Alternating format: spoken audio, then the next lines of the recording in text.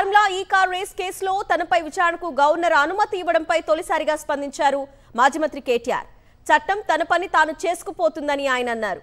ఈ car race case విచారణపై తనకు అభ్యంతరం లేదన్నారు.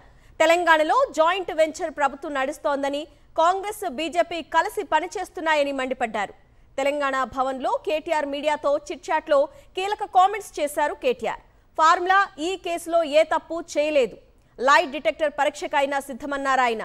చట్టం తన పని తాను చేసుకుపోతుందన్నారు. ఫార్ములా కేసులో ఏమీ లేదని రేవంత్కు తెలుసని చెప్పారు.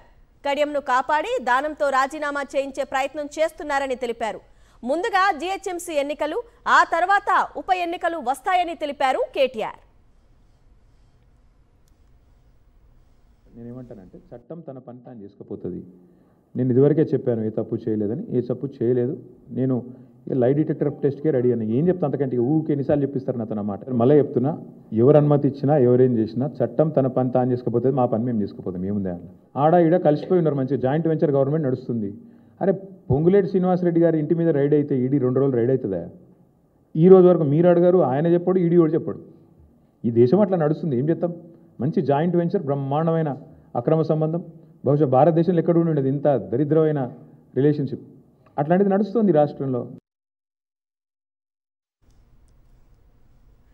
ఇక ఈ కార్ రేస్ కి సంబంధించి మొదటిసారి స్పందించారు కేటీఆర్. ఇదే అంశంపై అప్డేట్స్ మా ప్రతినిధి దిలీప్ అందిస్తారు. దిలీప్, కేటీఆర్ ఇంకా ఏం మాట్లాడారు ఈ కార్ రేస్ కి సంబంధించి?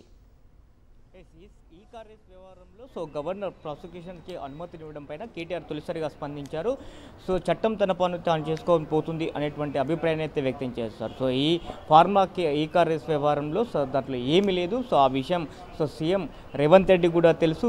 నన్ను అరెస్ట్ చేసే ధైర్యం సీఎం రేవంత్ రెడ్డి చేయడు అనేటువంటి అభిప్రాయాన్ని వ్యక్తం చేశాడు. గతంలో అరెస్ట్ చేస్తే చేసుకోండి అంటూ మాట్లాడినటువంటి కేటీఆర్ ఈరోజు మాత్రం సీఎం రేవంత్ రెడ్డి అరెస్ట్ చేసే దమ్ము ధైర్యం చేయడు అనేటువంటి అభిప్రాయాన్ని వ్యక్తం చేశారు. ఎందుకంటే ఈ కార్ రేస్ వ్యవహారంలో ఎలాంటి అవినీతి జరగలేదు అనేటువంటి విషయం సీఎం రేవంత్ రెడ్డి కూడా తెలుసు అనేటువంటి అభిప్రాయాన్ని వ్యక్తం చేశారు.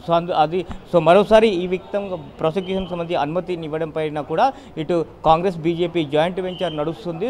మంచి రిలేషన్షిప్లో ఉంది. ఇలాంటి దరిద్రమైనటువంటి రిలేషన్షిప్ దేశంలో ఎక్కడా లేదు అనేటువంటిది కూడా చాలా ఘాటుగా స్పందించినటువంటి పరిస్థితి కనిపిస్తోంది. అలాగే పార్టీ మారినటువంటి ఎమ్మెల్యేల విషయంలో కూడా దానం నాగేందర్ సికింద్రాబాద్ ఎంపీగా పోటీ చేస్తూ దొరికిపోయాడు కాబట్టి తనపైన అనర్హత వేటు వేస్తే ప్రభుత్వం పరువు పోతుంది కాబట్టి దానం నాగేందర్తో రాజీనామా చేయించి కడియం శ్రీయర్ని మాత్రం సేవ్ చేసే ప్రయత్నంలో ప్రభుత్వం ఉన్నటువంటి విషయం తెలియదు.